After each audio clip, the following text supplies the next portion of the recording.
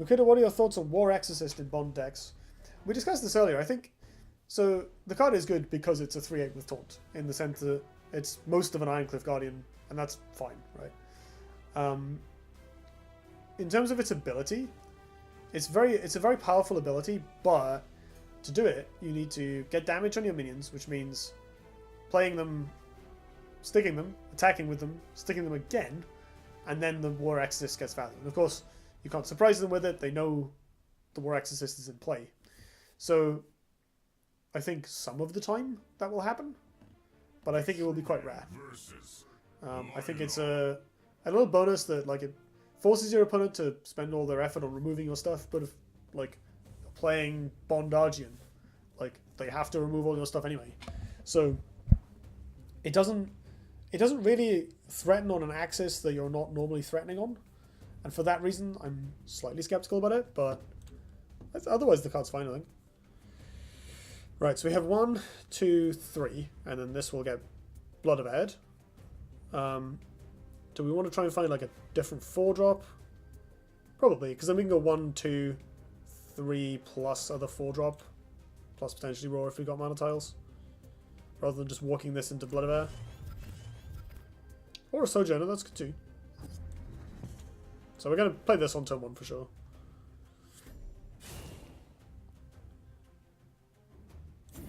Yeah.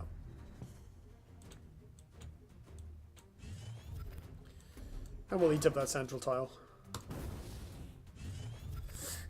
Get beef.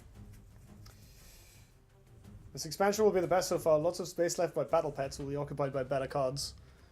That's not untrue. I'm going to miss some of the Shimzar cards, but the new stuff is really sweet. And yeah, not having Thunderhorn wreck everything will be quite nice. It's a 3/8 with Provoke. It's only 2 stats off an Ironcliff. Just has something else that he's playing around. Yeah, basically. But the fact that Ironcliff has a whole 10 health and airdrop are not irrelevant. I think if you have them, it's like... It's not necessarily a free roll upgrade. Like, it's not a straight upgrade from Ironcliff. I think the difference is enough that it matters. Whoa. So my opponent's hand is bad, I guess?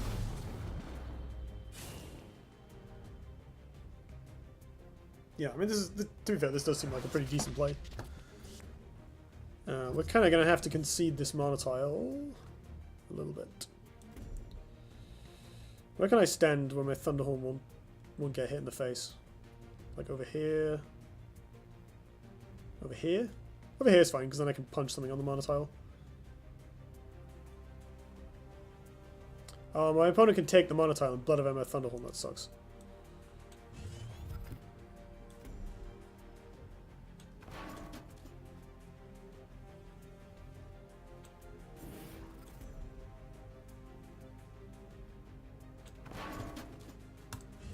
I can afford to stand here because the Repulsor Beast and Xerix would have to occupy the same square to hit it, so they can't actually kill it on board. Using the lack of zeal to my advantage here. If Exorcist is on board, the opponent can no longer just slowly punch your things till they die. Yeah, but they can't do that anyway. Like, your things hit them back for quite a lot of damage, and you'll keep deploying minions in the meantime, so it'll be a little rough. Are you kinematic projectioning?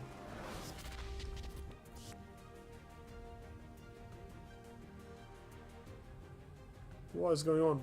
This must be kinematic projection. Yeah.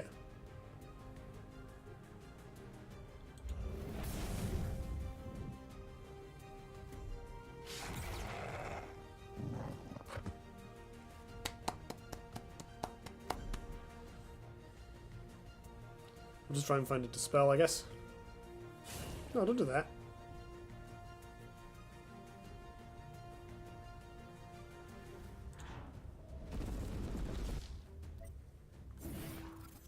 Well, this is super awkward.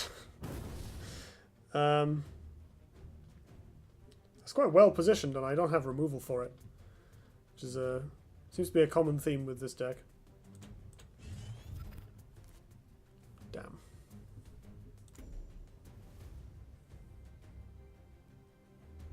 I can still attack me when I'm next to it. Whew, okay.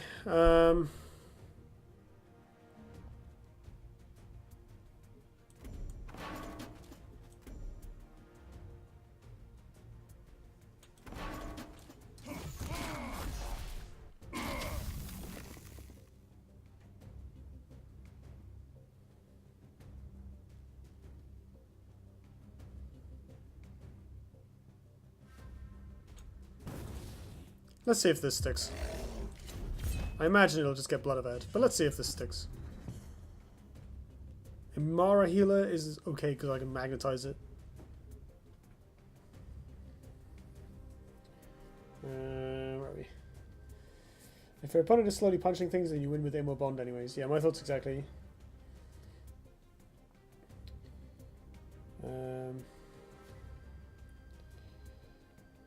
Without the deal 1 damage to all if damaged panda, does mid-range Raver still exist? Yeah, I think so. I mean, in as much as it exists now. I wouldn't say that... So I tried building a creature-heavy mid-range Raver deck recently, and it hasn't impressed me at all. It's a cool deck, but I think... Well, at least what I'm doing might just be a bit janky, but... we'll see. Are you going to Recombobulus this, and then RNG into killing my Suntide Maiden? Don't you dare.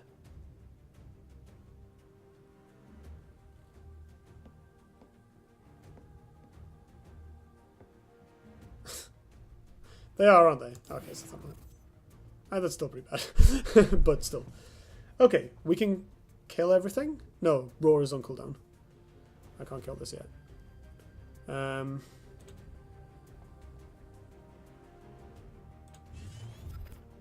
Aha! Scratch that statement.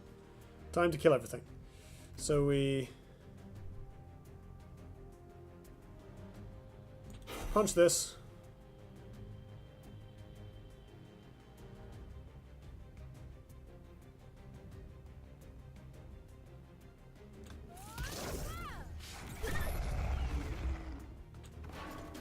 Take this mana tile. Punch this. Immolate.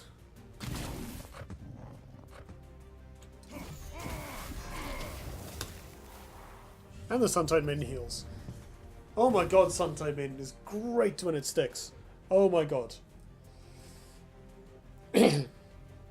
Without Falkius, will Vet be such a hashtag feels Vet man? I think losing Falkius is going to be quite important. I hope it'll rein them in a little bit. Losing Dialtest does suck for River, that's true. A stupid panda screwed me over so many times. Guy equipping Twin Fang and punching it. Luminous charge then punching it. Wow, that's amazing. Suntide plus War Exorcist. Suntide doesn't quite work because she gets to full health, so it's unlikely to... Ah, they drew the Blood of Air, but slightly too late.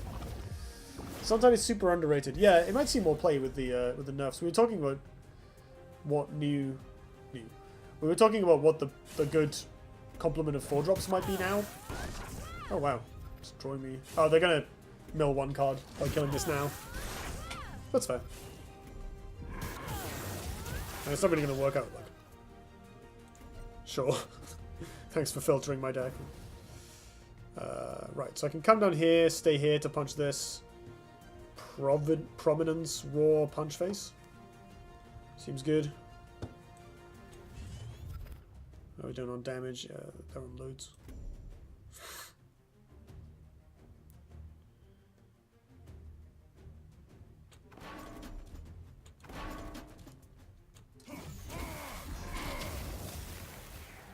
How close do I want this to be to my opponent? I want it to be pretty close, I think. Here seems good. It does mean if they have Blood of Air, they can clear the Silver Guard, but that's fine. They still have to take a bunch of damage punching it. And I got value in the first place. And in the meantime, if they EMP it, it's next to them. Verse. This is actually awkward against kinematic projection. This spawn. But not the worst thing ever. How does removing of cards from the game work? They won't be removed from the game completely. They'll just be removed from legality in standard ladder play. There might be another format where you can play all the old cards as well. Hearthstone has a format called Wild, so we normally refer to that as Wild format. And there's a few cards that are actually getting, or possibly have been already, removed from the core set orbs. Yeah, there's the MP. We played around that though, a little bit at least. The problem with Suntide is that she is a 4-drop. You just have so many other things at 4 mana. I think that's a big part of why, or I would venture that is why Duelyst and card names. Duelyst and Sunsteel Defender are getting the boot. Like, they're just so much better than everything else at the mana cost. We have lethal 11. Yeah, we have exact lethal.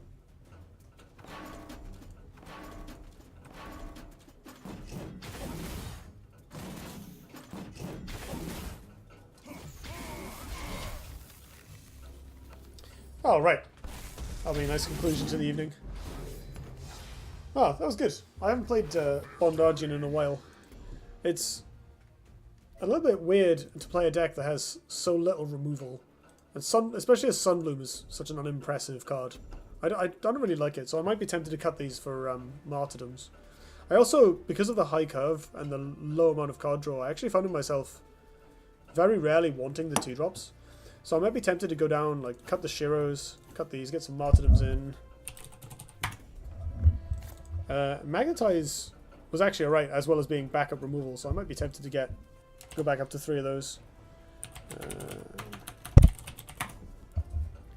Oh, we are playing 3. What can we play instead? Like Tempest, Lightbender, because having some Dispel is pretty useful. Yeah, Lightbender should do the job.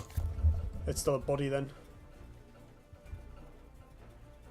Or the 3rd bond. Kick up Pandora for a 2nd Lightbender, potentially. Because we've got enough late game big stuff. The other option is something like Elix. I don't know if you own this card, Alex, but it's pretty sweet. Actually, that should probably be in here. It's really good with Thunderhorn. And your opponent avoiding your stuff in general. Yeah, we haven't played Pandora. I jammed it in for the lols, but yeah, probably Elix comes in maybe instead of Pandora. Or like maybe the Lightbender. I don't know. It's basically a flex slot. You can put whatever you want in there.